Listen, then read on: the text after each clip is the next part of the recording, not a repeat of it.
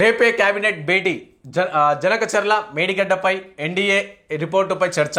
ఇక ఉద్యోగుల సమస్యలు రైతు భరోసా పైన కూడా రేపు కేబినెట్లో చర్చిస్తారంటే ఒకసారి చూద్దాం మనం డీటెయిల్. సో రాష్ట్రంలో ఉన్న సమస్యల పైన కూడా వీటన్నిటిపైన కూడా రేపు కేబినెట్ కూర్చొని చర్చిస్తారు. దాంతోపాటు ఇటు రాజీవ్ యువ వికాస్ సంబంధించిన స్కీమ్ ఏదైతే ఉందో సో దానిపైన కూడా చర్చించడం తెలుస్తుంది.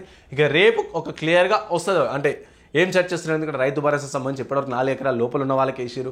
సో మిగతా వాళ్ళకి వేస్తారా లేదా, అలాగే రైతు రుణమాఫీ ఆల్రెడీ అయిపోయిందని చెప్పేసి సో దానిపైన కూడా చర్చించాల్సి ఉంది. అండ్ మెయిన్గా రాజీవ్ యువ వికాస్ స్కీమ్, రాజీవ్ యువ వికాస స్కీము 2వ తారీఖు మొన్న 2వ తారీఖే చాలా అంగరంగ వైభవంగా ప్రారంభిస్తాం, లబ్ధిదారులను ఎంపిక చేస్తాం, 8వ తారీఖు లోపల వాళ్ళందరికీ చెల్లించేస్తాం పైసలు అని చెప్పారు. సో లాస్ట్కి వచ్చేసరికి ఏమైంది, లేదో కొన్ని ప్రాబ్లమ్స్ అవకతవకలు జరుగుతున్నాయి కాబట్టి తర్వాత వేస్తామని చెప్పి చెప్పారు. సో అంతా కూడా ఇప్పుడు క్యాబినెట్లో చర్చించి దానిపైన ఒక నిర్ణయం తీసుకునే ఛాన్స్ ఉంది.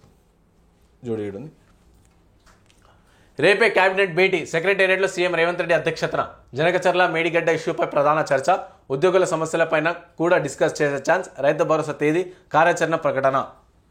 ఈ నెల 5న రాష్ట్ర మంత్రివర్గ సమావేశం సెక్రటేరియట్లో మధ్యాహ్నం 3 గంటలకు జరగనున్నది. సీఎం రేవంత్ రెడ్డి అధ్యక్షతన జరిగే కేబినెట్ భేటీలో తెలుగు రాష్ట్రాల కొత్త వివాదానికి తెరదీసిన జనకచర్ల మేడిగడ్డపై ఎన్డీఎస్ఏ విజిలెన్స్ ఇచ్చిన నివేదికలపై ప్రధానంగా చర్చించినట్లు సమాచారం. ఉద్యోగుల డిఏ, పీఆర్సీ అంశాలపైన కూడా డిస్కస్ చేసే అవకాశం ఉన్నది. అదేవిధంగా ఆర్ఎండ్బి శాఖలో చేపట్టనున్న హ్యూమ్ రోడ్లో ప్రతిపాదనపై సైతం ఆమోదించినట్లు సమాచారం. ఇక వానాకాల నేపథ్యంలో రైతులకు ఇచ్చే రైతు భరోసా తేదీని సైతం ఖరారు చేయనున్నారు. దీనికి సంబంధించిన కార్యాచరణ ప్రకటించనున్నారు. వ్యవసాయానికి అవసరమైన ఎరువులు, విత్తనాలు సరఫరాపై చర్చించే అవకాశం ఉంది. సో ఇట్లా రేపు క్యాబినెట్లో చాలా వరకు పలు అంశాలపై చర్చిస్తూ ఉన్నారంట. సో ఇవన్నీ కూడా ఇప్పుడు మేడిగడ్డ కావచ్చు, జనకచర్ల కావచ్చు, ఇవన్నీ కూడా పక్కన పెడితే మెయిన్గా ప్రధానంగా రైతులందరూ కూడా ఊర్లలో నాట్లేస్తూ ఉన్నారు. వర్షాలు పడుతాయి కాబట్టి మొక్కలు, ఎక్కలు అవన్నీ కూడా విత్తనాలు నాటుతున్న పరిస్థితి. అలాంటప్పుడు ఫస్ట్ వాళ్ళే ప్రధాన సమస్య కాబట్టి వాళ్ళ సమస్యల గురించి ఫస్ట్ చర్చించండి. చాలా మందికి రైతు భరోసా ఇప్పటివరకు రాలేదు. 3-4 ఎకరాల లోపల ఉన్న వారికి వచ్చింది. ఇంకా చాలా మంది అందులో 3-4 ఎకరాలు ఉన్న వాళ్ళు కూడా చాలా మందికి రాలేదు, కొంతమందికి చాపేసారు.